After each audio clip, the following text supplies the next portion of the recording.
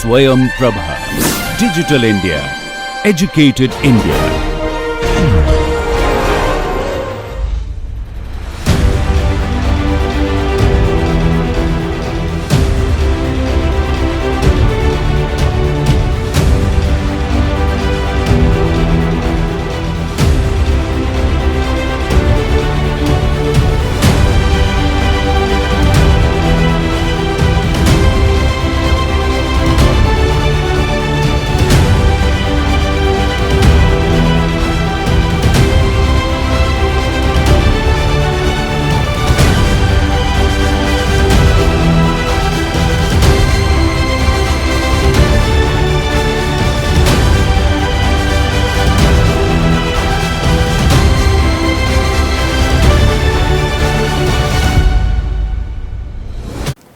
Namaste.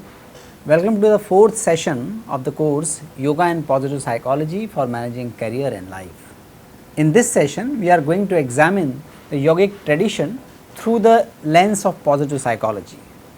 Before we harp on this journey, let us have a quick recap of what we discussed in the previous session. So, if you can recall, we discussed about the three pillars of positive psychology, and these pillars are about positive subjective experiences, individual characteristics, and social institutions and communities. Positive psychology is examined and can be understood in the context of individual subjective experiences like well-being, satisfaction, optimism, hope, happiness. It can be understood as a positive individual characteristics like virtues related to courage, wisdom, interpersonal skills, aesthetic sensibilities, etc.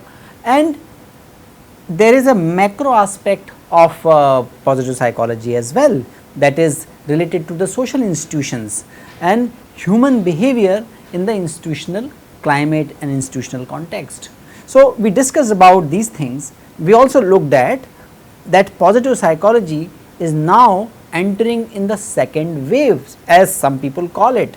The second wave of positive psychology is distinct from the earlier years of positive psychology, which eventually were called the first wave. That is in terms of accepting and confronting with courage the reality that life is full of evil and suffering, and life has evil and suffering. Along with that, we have tendency for the optimal experiences. So, the evil and suffering and optimal experiences, our tendency to build competency, belongingness, determination, they coexist. Second, sustainable well-being can be achieved through overcoming suffering and dark side of life. So, though there is suffering, it can be overcome. It is something very similar to what Buddha said, that there is a suffering and there is a way of alleviating the suffering. Third, this wave, the second wave of positive psychology, recognizes that everything in life comes in polarities and importance of achieving an adaptive balance is required. So, some emotions can be negative in certain sense, in certain context, but they may not be negative, they may in fact desirable in certain sense, in certain context, in some situations. So, there is a recognition about that, and there is a lot more openness to look at the indigenous psychology traditions, spiritual traditions which have implication on the socio-psychological life of human being, that is acceptable, and now the research studies are moving towards more assimilation of these traditions in the so called mainstream psychology literature. So, let us look at yoga through the lens of positive psychology. When we look at yoga and overall yogic tradition, and here we do not mean yoga is only about asanas, pranayam and dhyan, we here mean yoga in the broadest sense as it is defined in the paper of Dagar and Pandey. This yoga tradition encompasses emotional aspects, cognitive aspects, aspects related to mind, aspects related to breath. It is also related to the worldviews, traditions involved and emerging from that worldview. So, if we look at the yogic tradition in the broadest sense, we see that there are lot of ideas which are reflection of the positivity and human potential in the yogic tradition, that is reflected in terms of holistic life goals. Life goals are understood to be holistic in nature. That means it includes sensuous pleasure, it also appreciates the spiritual growth and evolution. It accepts the diverse pathways. So, holistic life goal and diverse pathways of achieving those goals, that is first hallmark of yogic tradition. Yogic tradition also elaborate in great detail about positive behavior and positive characteristics of human being. This has also a great elaboration on the positive experiences, maybe in the form of different emotions, in the form of different levels of ecstasy described in the Taittiriya Upanishad, in the Anandavalli or Brahmanandavalli Sutra. It is also in the form of different type of samadhis explained in the Yoga Sutra. So, there is a great deal of reflection and elaboration on the positive experiences. Yogic tradition are also replete with positive events. If we look at, even if you look at today's calendar, the Hindu calendar of Vikram Samvat, you will see some tithi, and tithi will have some particular name that must be reflecting what should be done, how should be celebrated that particular day, and that celebration is related to the weather conditions, lifestyle and the stage of life. So, there are great elaboration, there is immense opportunities for positive events. Yogic tradition also talk about positive institutions, family, educational institutions, government. These are some of the positive institutions. The potentiality and positivity of those institutions are also explained in great depth in the yogic tradition. Then we also talk about positive society. Positive society is the outcome or reflection of pursuing all these positive aspects of life. Though there is a great deal of recognition that human beings have negativity, evil, problems, disorders, but there are many pathways, processes and interventions to outgrow from those evil and inculcate all these positive aspects of life. So, first look at the holistic life goal as the expression of positivity and human potential in yogic tradition. It is greatly subscribed in the yogic traditions that human beings have to pursue 4 major objectives or goals of life. These 4 goals are dharma, artha, kama, moksha. Dharma is the most essential aspect, or you can say the most distinguishing feature of yogic tradition or dharmic tradition. Dharma is not related to religion, it is not related to belief system, dogma, rituals or practices. Though dharmic processes may involve all these, but dharma essentially is much subtler than all of this. So, what is dharma? Dharma is defined as dhriyati lokan anen dharati lokam va. That means that which supports or that holds together everyone and everything. So, dharayet iti dharma and dharayati iti dharma both are accepted interpretations of the word dharma. That means that which upholds and that which should be upheld. In a particular situation, in a particular context, what should be upheld, that is dharma. That is why some people connect that with morality, righteousness or the purpose of life, etc.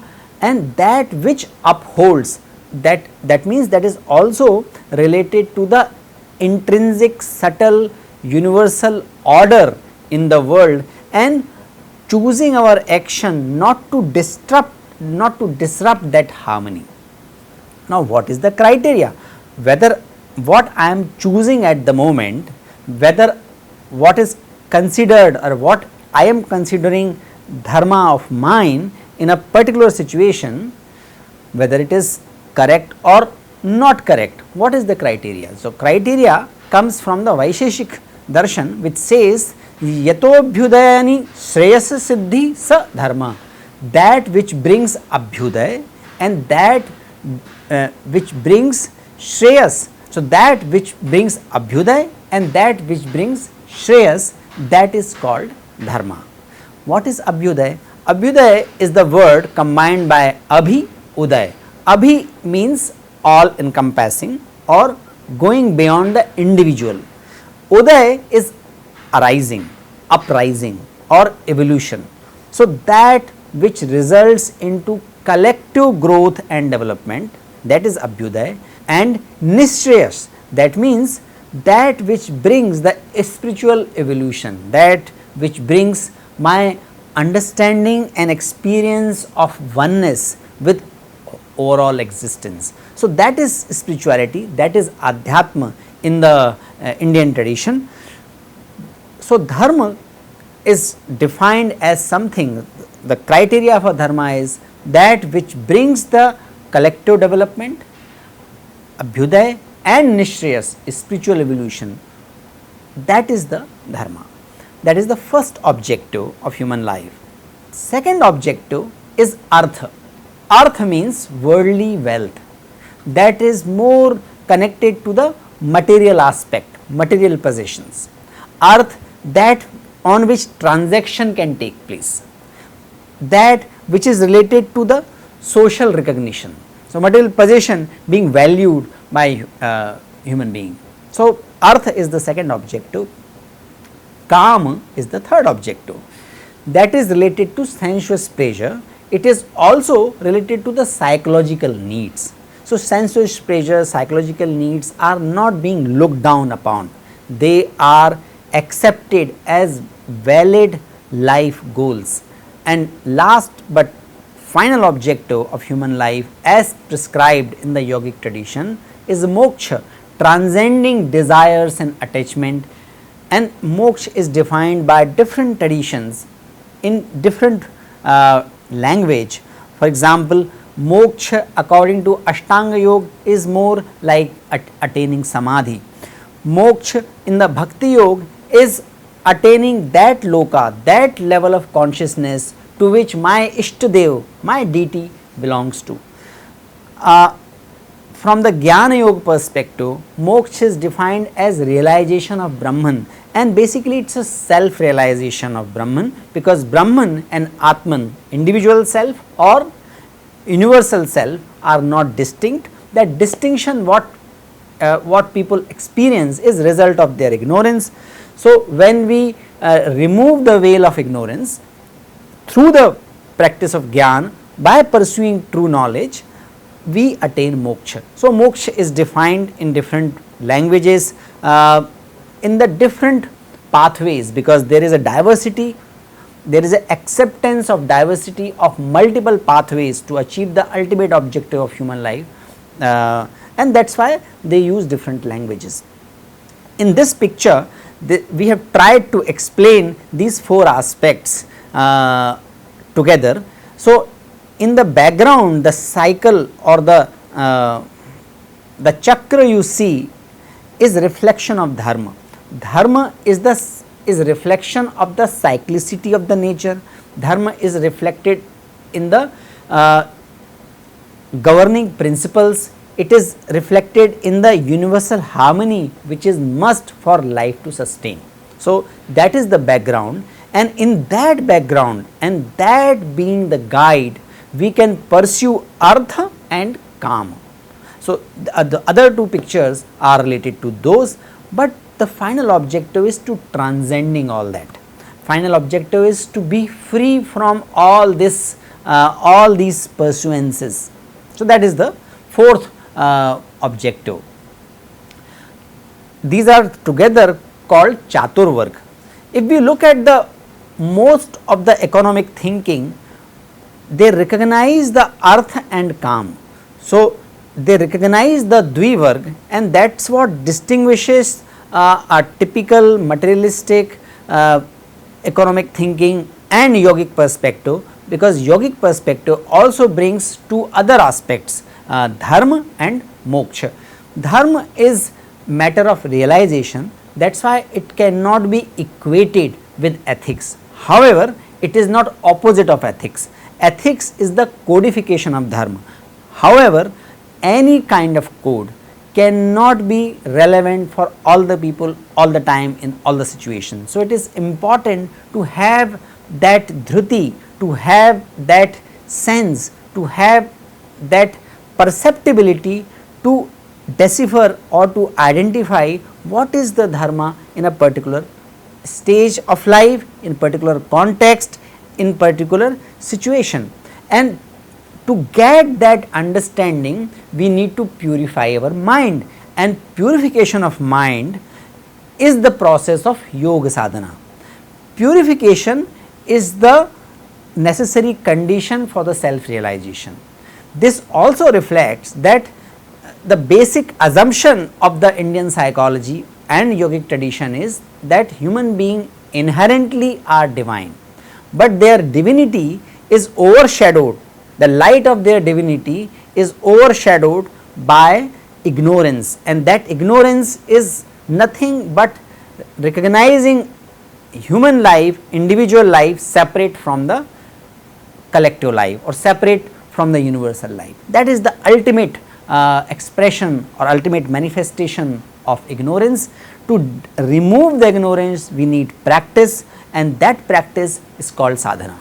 So, these four supreme ends link up the realm of desires with the perspective of the eternal and bind together the kingdom of earth and heaven.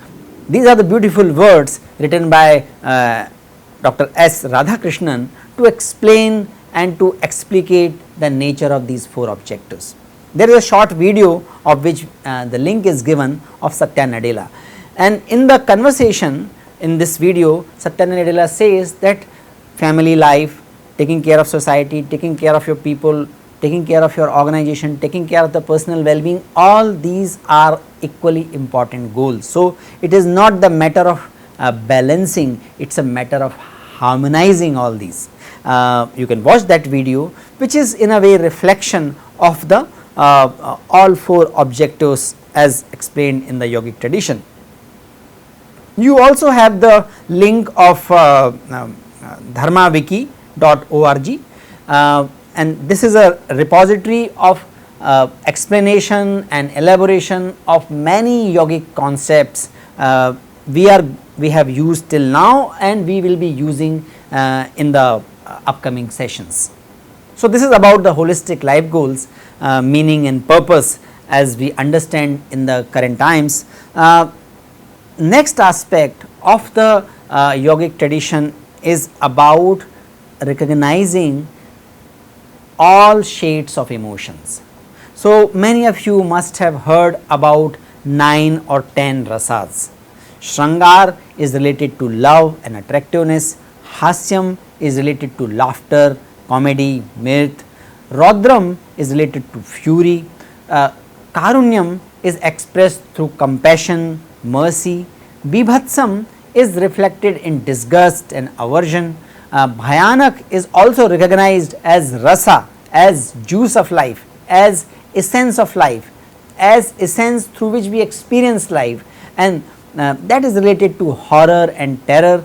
Viram is related to the heroic mood, Adbhut is related to wonder and sense of amazement, Shantam is peace and tranquility, and of late one more rasa was included with the title Vatsalya, that is parental love, affection towards the deity or towards the world.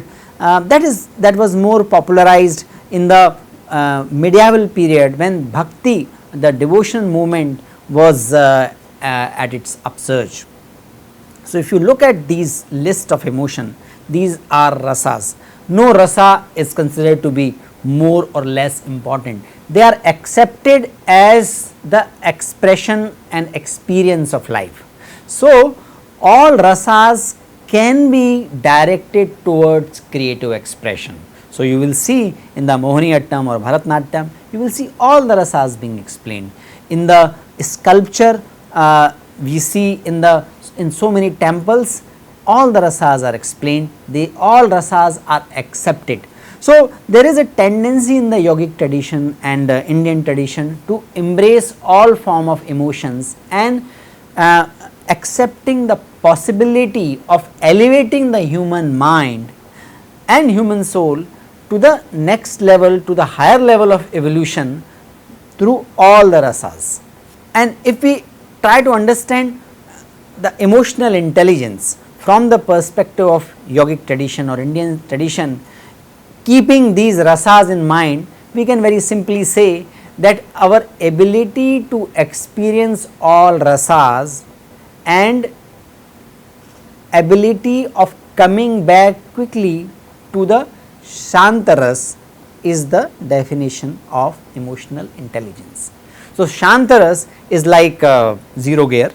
So, you drive vehicle at higher gears, first, second, third, fourth gear, and eventually it has come to halt and you halt it and bring that to the zero gear. So, that is also that analogy can be used to understand emotional intelligence from the perspective of rasa, from the perspective of yogic tradition. That is why somewhere in Bhagavad Gita it is said that samatvam yoga uchyate, balance is yoga, and this is the tagline of the Yogastha Club of IIT Bombay. We briefly talked about Yogastha Club in the previous session, which organizes the yoga sessions, yoga practice sessions and yoga knowledge sessions very regularly in the institute. So, that also has this yoga samatvam yoga uchyate as the punchline, as their tagline, and that is reflection of the one definition of yoga, which is equanimity and balance. Yoga Sutra very clearly articulate the positive behaviors as well. In the Bhagavad Gita, we see more elaboration of these positive behavior and positive properties of human being. So, in the Yoga Sutra, positive behaviors are identified. In the particularly two sutras which are related to yamas and niyamas. Yama are ahimsa, satya, asteya, brahmacharya, aparigraha. These are called yama. Let us look at the etymology of the word yama. Yama word reflects rein, the instrument with which a charioteer controls the horses, or the rope which is used to control the horses by the charioteer. It is related to restrainer. Yama is also another name of an entity which is responsible to maintain law and order, maintain dharma in the behavior of the different organisms and definitely behavior of the human beings. So, Dharma Raj is the one who is responsible to maintain and ensuring the rightful dharmic human behavior, that is called Dharmaraj, and that is another name of Yama. Yama is also meaning universal order. So, it is a reflection of the custodian of the universal order. So, these are not related to any context, these are to be maintained, these are to be followed in the all situation, because these are the basis on which the nature operates. If we deviate from these, nature will have its course correction. So, what are those yamas? These are satya, being truthful, ahimsa, that is non-violence or not hurting, asteya, that is not stealing, that which is not mine, not acquiring or not getting or not picking up from the others. So, yama are satya, that is truthfulness, being righteous, ahimsa, that is non-violence, this also includes not hurting, asteya, non-stealing, not taking away that which does not belong to me, Aparigraha, not hoarding. Even if I can afford, I should not accumulate that which is not required by me, that is not needed for me. And Brahmacharya. Brahmacharya meaning restrain on the senses, and that behavior that leads to ultimate realization of Brahma. Yoga Sutra also talk about Niyama. Niyama are the modes through which Yama can be realized. So, these are the committed engagements. You have to make extra effort to follow the Niyama, and Niyamas are required for us to behave according to Yamas. What are the Niyamas? Niyamas are, first is Shauch. Though we have to follow Yama, we have to follow Satya, Ahimsa, Asteya, Apagra, Brahmacharya, but human tendencies take over, we all know that. So, first niyam is Shauch, cleanliness, extrinsic cleanliness as well as intrinsic cleanliness. That is first niyama, because that is the basis on which we can ensure that we follow yamas. Santosh. Santosh is sense of contentment. That which I have, I need to have sense how much I need to possess, how much I need to have, so that it is good for me and it does not deprive others to have it. So, we can look at Santosh. Santosh is very much required to practice Asteya and Aparigraha. If I do not have Asteya, if I do not follow the name of Santosh, I cannot follow the Asteya and Aparigraha. Third is Tapas, self-discipline. Why tapas is important and how it is connected to Yama? We say Satya. What are the limits of Satya? Satya can be limited to how much what I speak. Satya may be related to my behavior. Satya may be reflected in my thinking. Satya may be reflected in my understanding. I might be speaking Satya, but my understanding of Satya might be primordial, might be primitive, that might require evolution.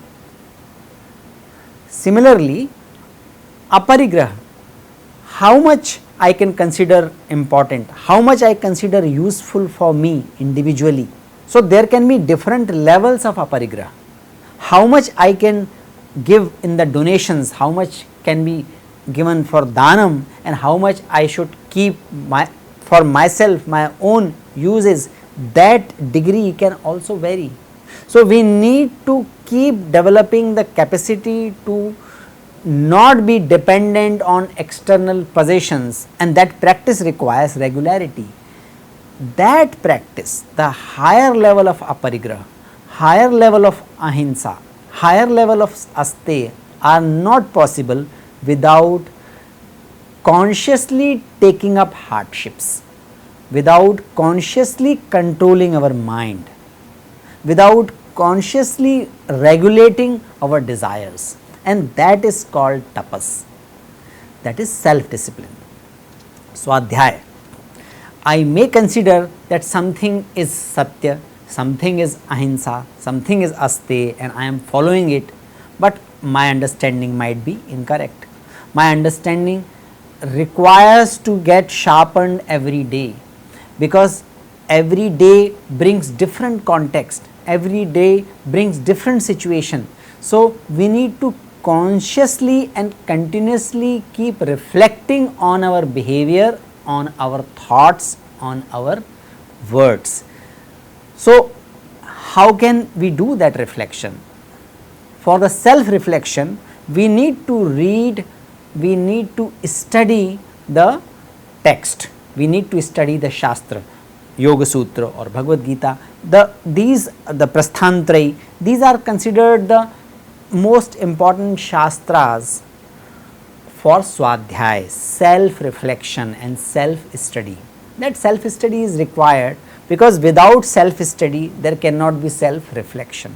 Without self reflection, I may cook up my own theories about Satya, Ahimsa, Asteya. I may not take feedback, and I may not pick up the right action which is relevant, which is according to dharma in a particular moment. So, Swadhyaya is important. Swadhyaya has three stages: Adhyan, Manan, Nididhyasan. Adhyan meaning studying, Manan means thinking about it, internalizing, and Nididhyasan is the revision and implementation in the real life. So, revision consciously, cognitively, and also revising when I have to choose my action. So, Swadhyaya has all three aspects, and Patanjali Yoga Sutra also says Ishwar Pranidhan. It is surrender to the higher power, higher order, surrender to the universal law, universal principles. Ishwar can be understood in different ways according to the path of the sadhana, and surrender to that higher power can also help us to follow the yamas, which are Satya, Ahimsa, Asteya, Parigraha, Brahmacharya. Similar things are expressed in the Manu Smriti as well, which says that Akrodha Satyavachanam Samvibhaga Chama Tatha Prajanah Sweshu Dareshu Sochamadroha Evacha.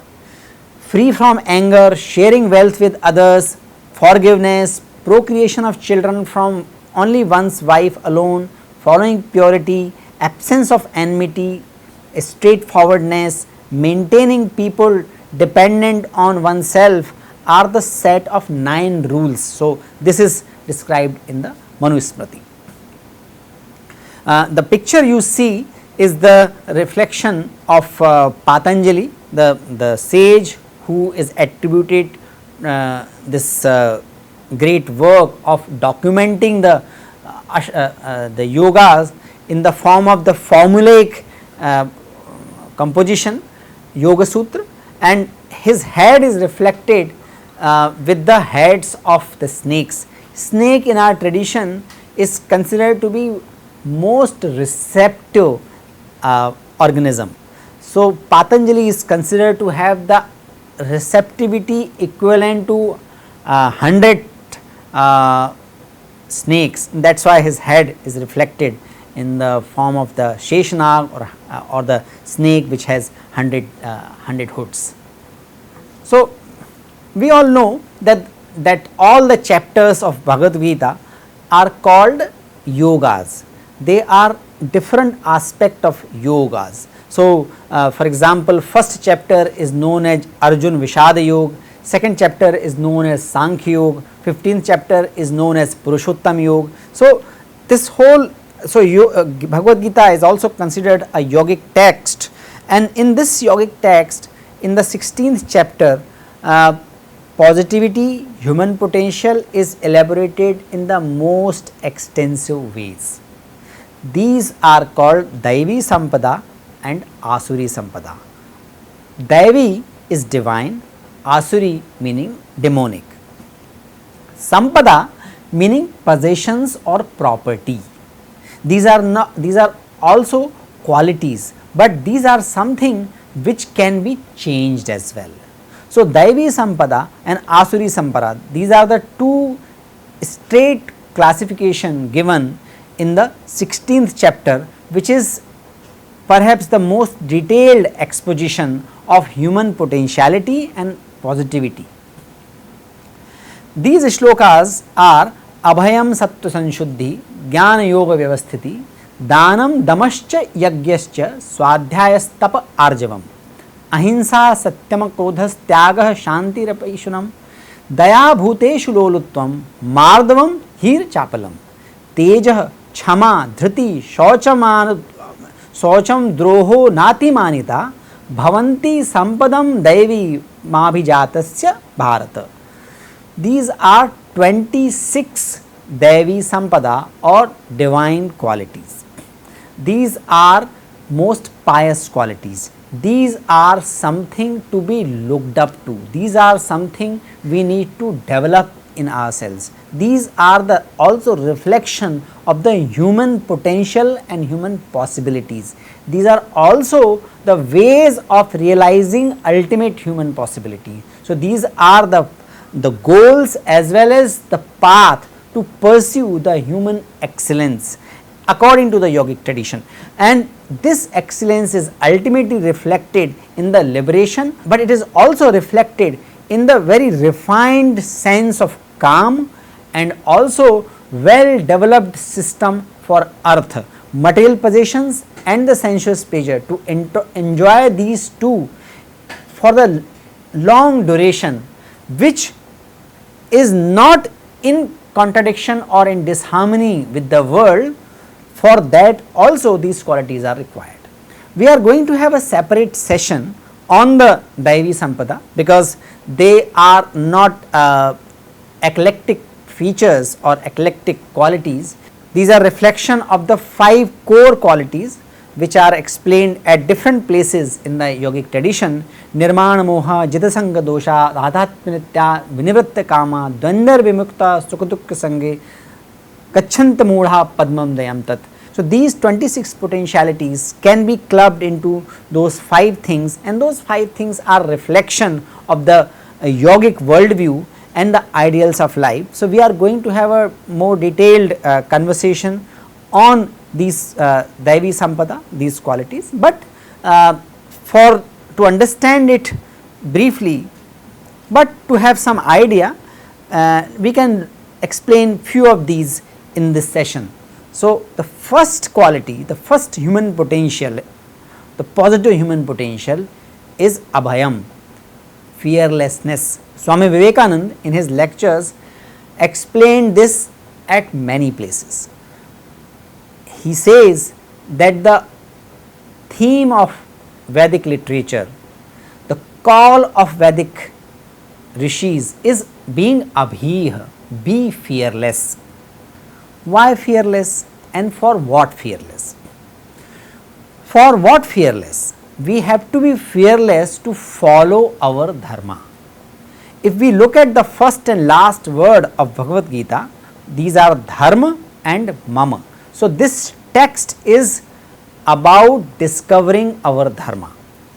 We already have seen the definition of dharma, and dharma, that is not related to religion, it is not at all religion. Dharma is identifying that action, those thoughts, those words which cause abhyuday, means general development, socio-economic development in the management terms, and nishreyas, spiritual development.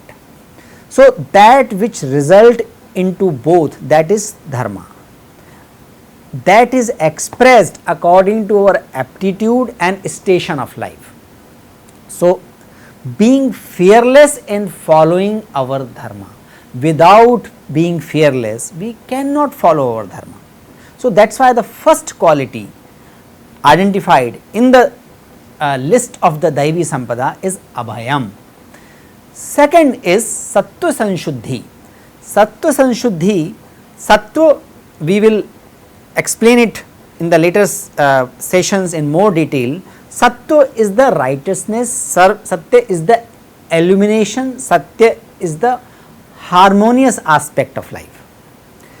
Sattva has to take the help of Raja and Tama to perform its work. Raja is related to excitement, enjoyment, sensuous enjoyment, and moving from one aspect to another aspect of life. Tam is related to inertia. So, activity and inertia has to be balanced. So, that faculty through which that balance is attained in life is called sattva. So, having sattva, that means right balance of activity and inertia. Sanshuddhi. Sanshuddhi is meaning when we have this balance of activity and inertia, we attain, and that is the point of attaining purity. So, consistently remain in purity, that is called Sattva Sanshuddhi. And we should not forget the context of all these qualities. Context of all these qualities is performing dharma, attaining moksha, also enjoying artha and kama according to our swadharma. So, Sattva Sanshuddhi is the second quality. Jnana Yoga Vyavasthiti, established in knowledge. Which knowledge? So, according to the yogic tradition, ultimately knowledge is experience and recognition of oneness with the whole existence. So, our sense of being separated is result of ignorance, and going away of that ignorance is important. That is the state of jnana. So, attaining that jnana through yoga, the process through which that jnana is attained is yoga. So, jnana is the outcome, yoga is the process, vyavasthiti meaning maintenance. So, attaining that jnana which is about the recognition of realization that whole existence is one or non-dual, pursuing the process to attain that knowledge and being and remaining established in that. We all get glimpse of that oneness many times in many occasions of life, but how to retain that, how to maintain that knowledge, how to maintain that experience, how to behave in a day to day manner as if we are connecting to everything else, that is jnana yoga vyavasthiti. Danam damascha yagyascha. Danam meaning charity, danam meaning giving away, willingly sharing, not enjoying whatever you have individually, not enjoying only for the self aggrandization or self satisfaction, but enjoying by after giving away, after sharing, that is dana. Damah, that is control of the senses.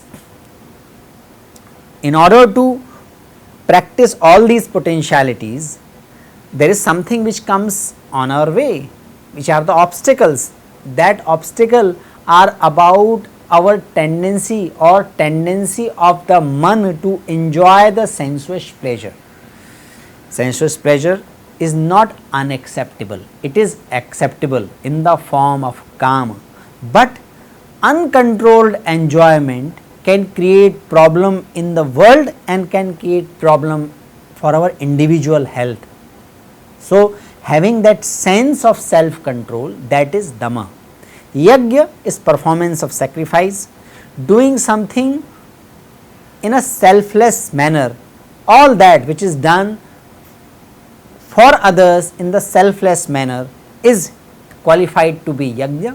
So, these are some of the examples. We just look at Swadhyaya in the Yoga Sutra. So, you can see that in the Yoga Sutra and Bhagavad Gita, there is some overlap in the human potentiality in the form of Swadhyaya or in the form of Satyam.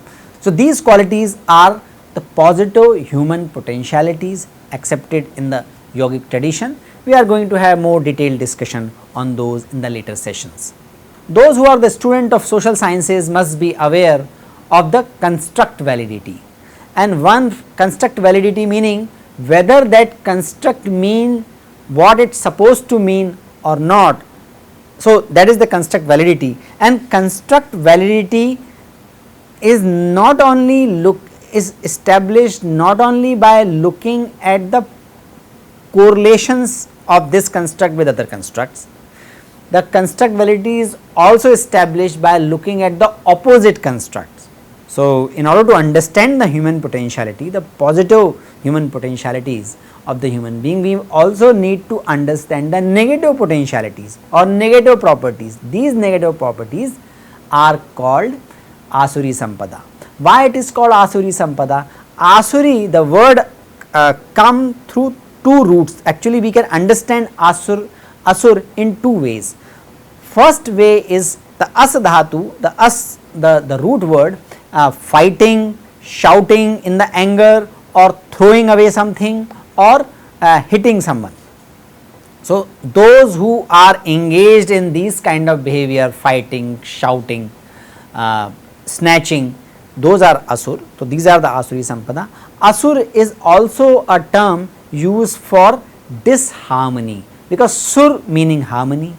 So, asur meaning disharmony. So, those who create disharmony in the world and those who have disharmony within, both are called asuras.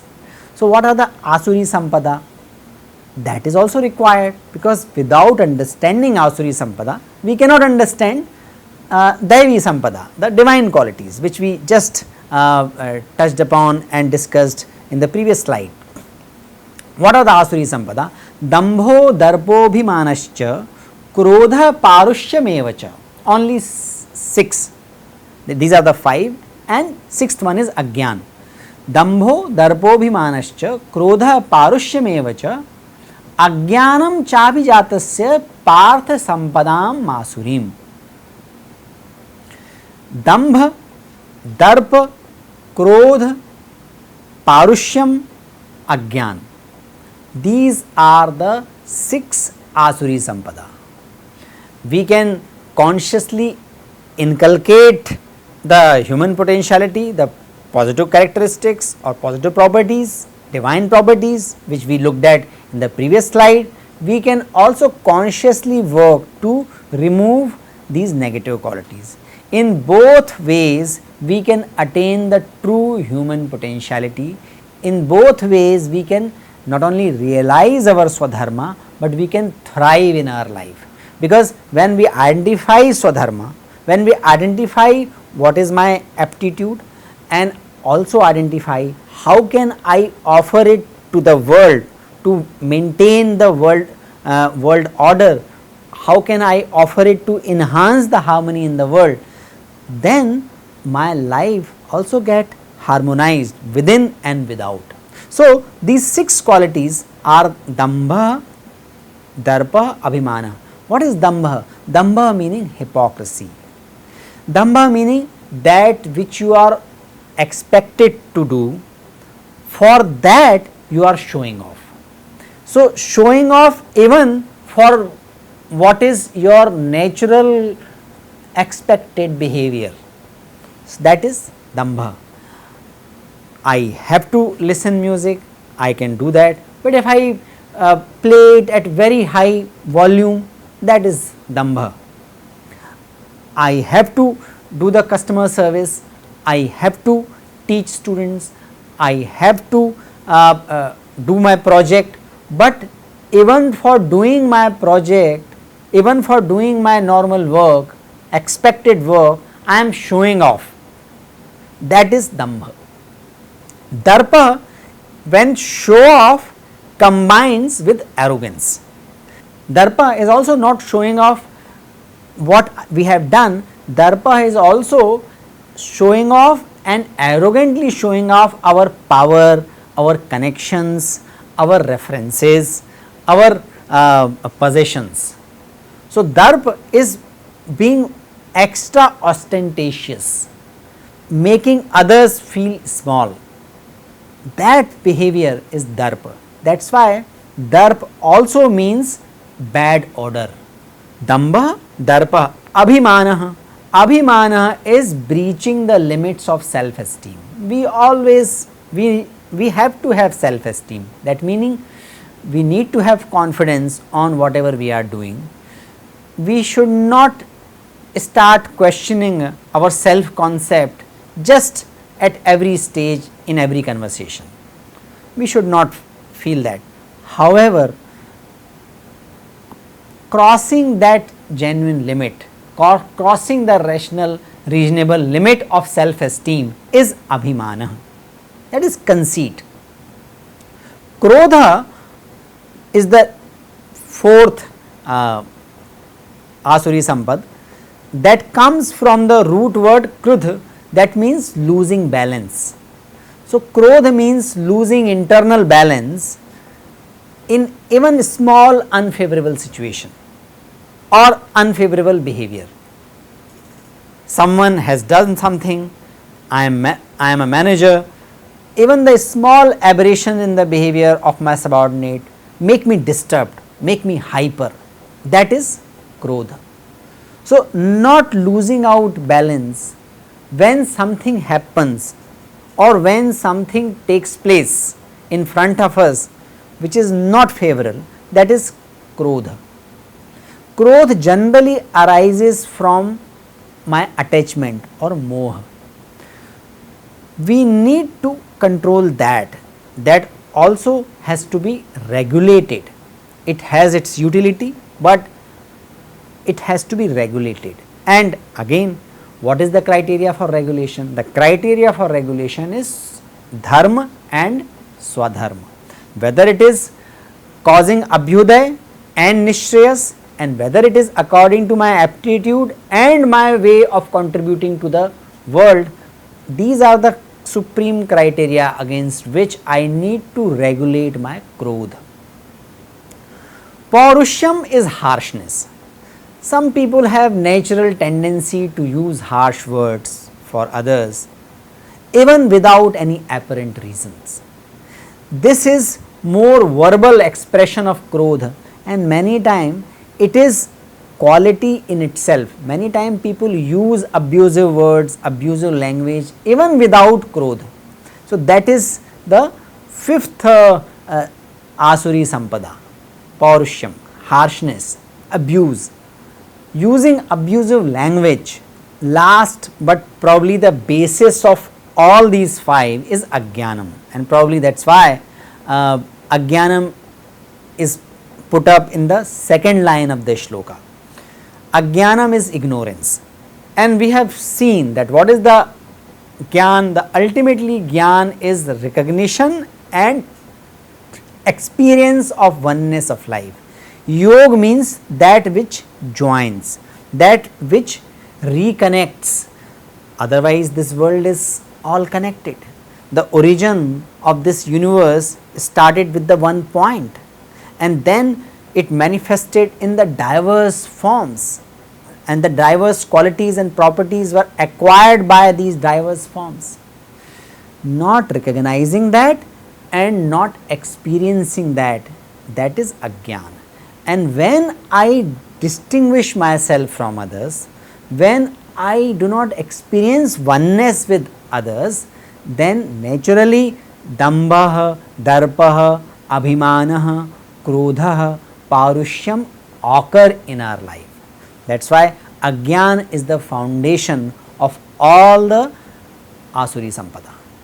So here we saw Daivi Sampada and Asuri Sampada are the very elaborate, detailed exposition of human potentialities and human positivity.